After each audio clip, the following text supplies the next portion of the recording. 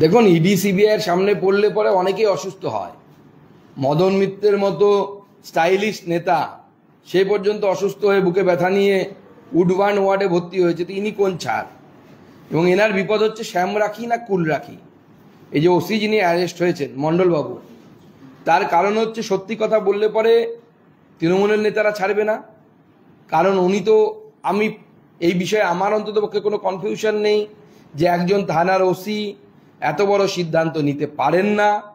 তাকে কেউ ইনস্ট্রাকশন দিয়েছিল এবং সেই ইনস্ট্রাকশন যিনি দিয়েছিল তার নাম যেন বাইরে না আসে, সেইটা ভয় দেখাতেই পুরো পুলিশ অফিসাররা তার বাড়িতে গেছিলেন, ইনডাইরেক্টলি বুঝিয়ে দিয়েছেন পাশে আছি বলে যে নামটা বলা যাবে না। কারণ মমতা বন্দ্যোপাধ্যায়ের ইনস্ট্রাকশনে, মুখ্যমন্ত্রীর নির্দেশে একজন সুপিরিয়র অফিসার নিয়মিত তাকে হোয়াটসঅ্যাপে নির্দেশ পাঠিয়েছে, এটা করুন, ওটা করুন, এটা করুন। তারপরেই সেই ব্যক্তি করেছে। তার ফলে সে এখন জিজ্ঞাসাবাদের সময় নাম নিতে পারছে না, কারণ নাম নিলে পরে তার পরিবার এবং তার অন্যদের উপর, নিজের উপরে হয়তো প্রাণঘাতী হামলাও হতে পারে তৃণমূল কংগ্রেসের তরফ থেকে এবং বিনীত গোয়েল অ্যান্ড কোম্পানির তরফ থেকে। স্বাভাবিকভাবে তিনি মানসিক টেনশনে পড়ে অসুস্থ হয়ে পড়ছেন। সিবিআই আদালতে লিখিতভাবে জানিয়েছে টালা থানাতেই নথি বদল করা হয়েছিল, একই সঙ্গে ভুয়ো নথিও তৈরি করা হয়েছিল টালা থানার মধ্যে থেকে। দেখুন, টালা থানাতে ব্যবহার করা হয়েছিল এপি সেন্টার হিসেবে এবং এই টালা থানাকে ব্যবহার করেছে।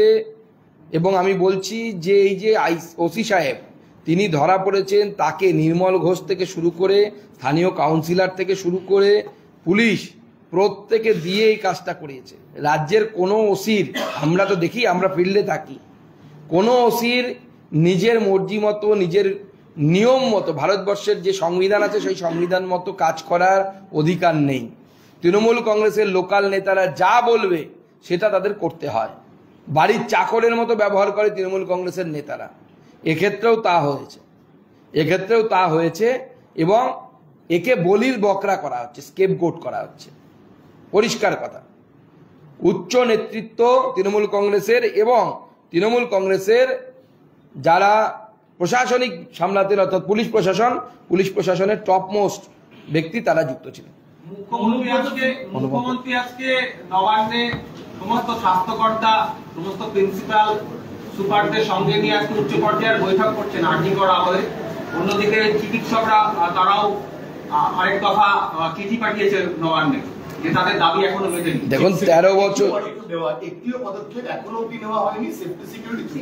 দেখুন ডাক্তারবাবুরা তাদের এজেন্ডা নিয়ে আন্দোলন করছে, তাদের করুন, আমরা পরিষ্কার বলছি, তাতে সহযোগিতা আমাদের থাকবে, আমাদের সহানুভূতি আছে, তাদের দাবি দাওয়াগুলো পূরণ হোক, আমাদের কোনো অসুবিধে নেই, আমরা পূর্ণ সমর্থন জানাচ্ছি। কিন্তু তার সাথে সাথে যে দুর্নীতি, এই দুর্নীতি 13 বছর পর মাননীয় মুখ্যমন্ত্রী তার সম্বিত ফিরল, বিভিন্ন মেডিকেল কলেজের মাথাদেরকে নিয়ে উনি এখন বসছেন, এতদিন পর মাথা ঘামাচ্ছেন। এতদিন করছিলেন কি? চুপচাপ দেখছিলেন?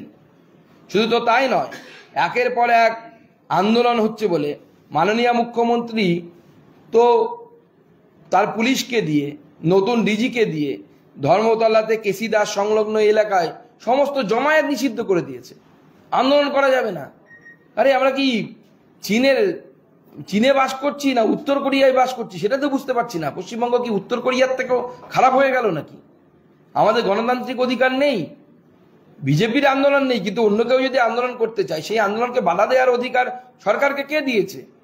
যেখানে সুপ্রিম কোর্টের অলরেডি স্ট্যান্ডিং অর্ডার আছে যে শান্তিপূর্ণ গণতান্ত্রিক আন্দোলনে বাধা দেওয়ার অধিকার কারো নেই। একদম আন্দোলনকে আটকানোর জন্যই এই ধরনের কাজ তৃণমূল সরকারের তরফ থেকে করা হয়েছে। স্টেডিয়ামে জুনিয়র ডাক্তারদের কনভেনশন ছিল 27 তারিখ, কিন্তু শেষ মুহূর্তে তাদের সেই ধর্মধারণের পারমিশন বাতিল করে না। সে জুনিয়র ডাক্তার হোক বা অন্য কোনো রাজনৈতিক দল হোক, কাউকেই তো কোনো ধরনের কর্মকাণ্ড, সরকার বিরোধী কোনো ধরনের আন্দোলন, সরকার বিরোধী কোনো ধরনের সেমিনার বা কোনো কিছুই করতে দেওয়া হচ্ছে না। ধমকানো চমকানো সমস্ত কিছু চলছে। থ্রেট কালচার তো পশ্চিমবঙ্গের ডিএনএতে ঢুকে গেছে তৃণমূল কংগ্রেসের দ্বারা। থ্রেট কালচারই চলছে গোটা রাজ্য জুড়ে। হসপিটালে থ্রেট কালচার, পুলিশে থ্রেট কালচার, পুলিশকে থ্রেট দিচ্ছে। যারা এই পুলিশ ওয়েলফেয়ারের নেতা, সর্বময় কর্তা, তারা হচ্ছে এক একজন হুনু বড় বড়, তারা সমস্ত কিছু অন্য পুলিশদেরকে থ্রেট দিচ্ছে, ট্রান্সফার করাচ্ছে।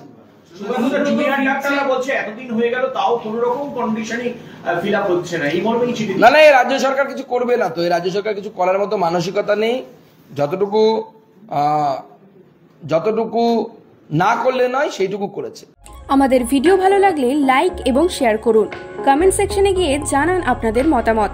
আরও ভিডিও পেতে আমাদের চ্যানেল সাবস্ক্রাইব করুন এবং প্রতি মুহূর্তে খবরের আপডেট পেতে প্রেস করুন বেল আইকন।